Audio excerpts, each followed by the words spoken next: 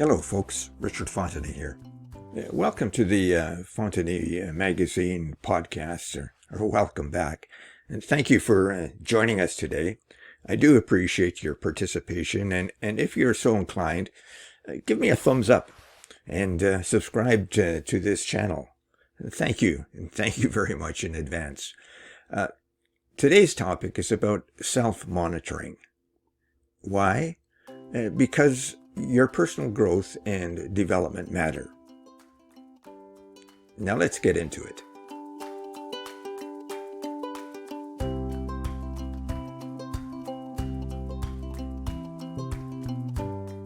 Last week, we said that mental toughness refers to our ability to remain focused and resilient in the face of adversity. I identified 10 characteristics or traits relating to mental toughness in that podcast. This week, we'll explore self-monitoring and how it helps strengthen mental toughness. We will talk about what we mean by self-monitoring, several of its benefits, and 3 strategies we can employ to improve our self-monitoring skills, and in so doing, improve our mental toughness. So what do we mean when we say we are self-monitoring? Well, according to the psychology experts at Very Well Mind, quote, self-monitoring is a personality trait that involves the ability to monitor and regulate self-presentation, emotions, and behaviors in response to social environments and situations. End of quote. Now, I've provided a link to this source in the description below. So when we are self-monitoring, we are paying attention to our emotions, how we are behaving and responding to what is happening around us. It involves being aware of our actions, how they impact us and how they impact others, and how we respond to that, to all those things that are hopefully socially appropriate. So let's take a few examples and see how self-monitoring plays out. Now, if we're good at self-monitoring in, let's say, social settings, we're able to read social cues and then adjust our behavior to meet the situation and manage our emotions appropriately. So if we are at a formal dinner party, we'll adjust our behavior to match that situation and engage in polite conversations and be a little bit more conservative, perhaps. But if we are at an amusement park with friends, we'll probably feel a little bit more boisterous. We'll laugh out loud, talk loudly, engage in more relaxed conversation, and have fun. Another situation could take place in the workplace. Here, we may manage our behaviors and emotions to create a positive work environment. Perhaps if I'm feeling stressed and overwhelmed, rather than expressing all of those stressful situations, I might take a few minutes to gather my thoughts and deep breathe or seek support from a colleague. I could also adjust my behavior to fit a workplace culture. For example, in a more formal, professional type of organization, I may dress much more conservatively and wear perhaps maybe wear a tie, whatever. But I would be in a more conservative type of an environment. In a more casual and creative type environment, I may dress a lot more casually and have more fun, I would say, in that kind of environment. A third situation could relate to our personal relationships. Now, if we're good at self-monitoring in personal relationships, we'll be able to communicate effectively and manage our emotions in a way that maintains positive relationships. For example, if I'm feeling hurt or upset, I may express my emotions in a calm and constructive manner, rather than lashing out and shifting and shutting down others. In other situations, it might be quite difficult to monitor myself. For instance, if I was having an argument with a friend, I may feel tempted to immediately release my frustrations by yelling at them. And here is where my self-monitoring really kicks in. I remind myself that yelling isn't really going to get us anywhere. It's not going to solve the problem. In fact, it just might add to it. I would be better off if I took a deep breath, remained calm, and kept my voice steady. When we exercise self-monitoring, in that example that I just gave, we are signaling our mental toughness. We're going against our natural tendencies or our instinct, and that can be challenging. But when all the dust settles, we are better for it, and so is the person that we are relating to. In each of these different scenarios, we're gathering environmental information to inform our actions. We're really just scoping out and adjusting our behaviors and our actions to meet the occasion. And then once we get that information, we make personal decisions and on how we're going to speak, how we're going to act, and how we are going to behave.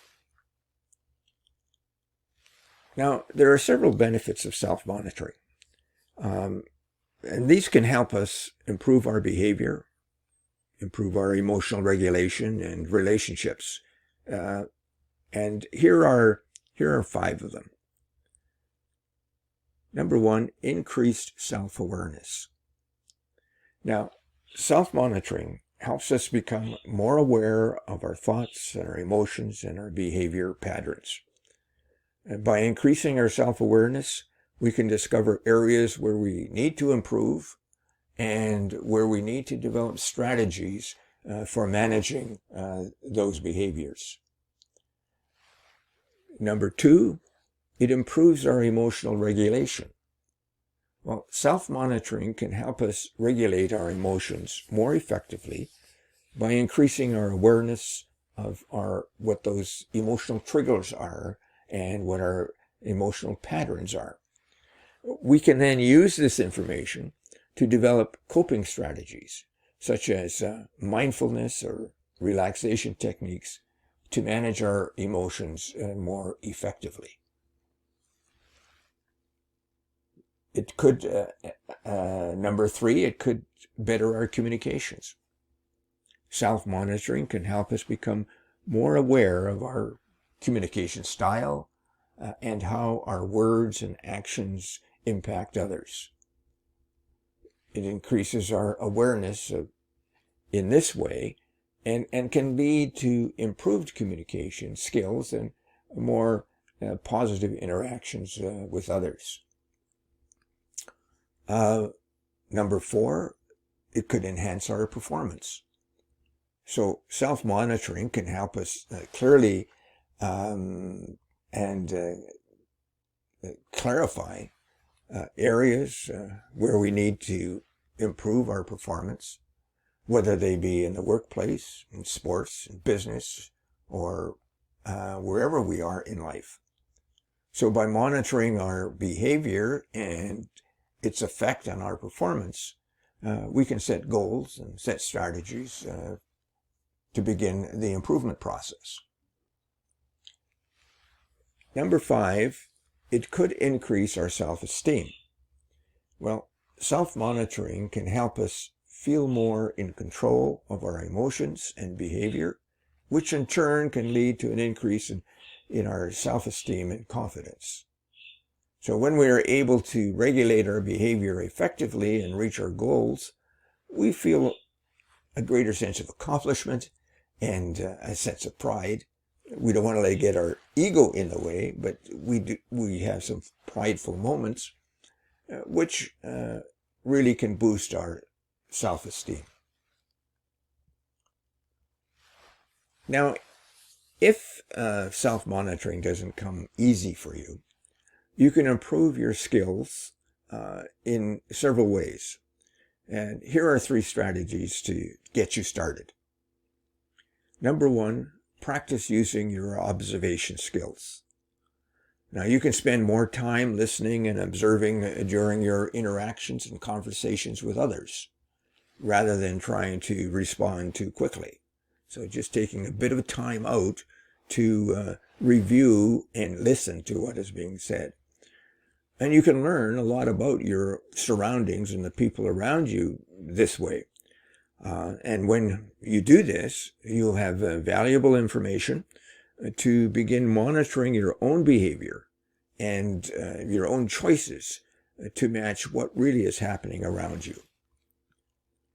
Secondly, you can step away from situations before reacting. Now, particularly in situations where you're being shocked or surprised, or people are reacting in a different way in which you expect, you may feel a certain urge to immediately react to them. So here's a chance for you to engage in some self-monitoring practice by choosing to step away from that situation momentarily for a small amount of time. This will give you a few private moments to calm down, assess the situation, and then figure out how you're going to tackle it. So you begin to start to think about, what's my plan of action? Thirdly, you can be attentive to yourself in different social settings. So whenever you find yourself in any kind of social situation, such as when you're out with friends or in a meeting, hanging out at the local park, as I mentioned earlier, in a dinner setting, or anywhere you find yourself on a fairly regular basis, pay close attention to what is happening with you, and how you are acting, and what your behaviors are saying, and perhaps what you are actually communicating to other people. So taking note of how you act in different ways can help you improve your self-monitoring skills. You may notice that example, that some people seem surprised at the volume of your voice when you are paying close attention to them. And this can help you sort out and modify your behavior for the future. So hopefully this podcast has given you some insight into self-monitoring and how it can help you. Let me know in the comments below what you agree with in this podcast, what you don't, and any other comments that you would like to make. I do appreciate comments, so please feel free to comment and engage in these podcasts. They do help me prepare for the next one. Now, I'm looking forward to meeting with you again next Wednesday. And next Wednesday, I'll explore several tried and true self-management techniques that help business people in the work environment, and those of us just traveling through life become a little bit more successful. So don't forget, though, to subscribe to this channel. And thank you again for doing that. And make sure you obtain a free copy of this podcast, and I'll post a link in the description below. As always, folks, stay safe, keep well, and continue becoming the best version of yourself. Talk to you again next week. Bye for now.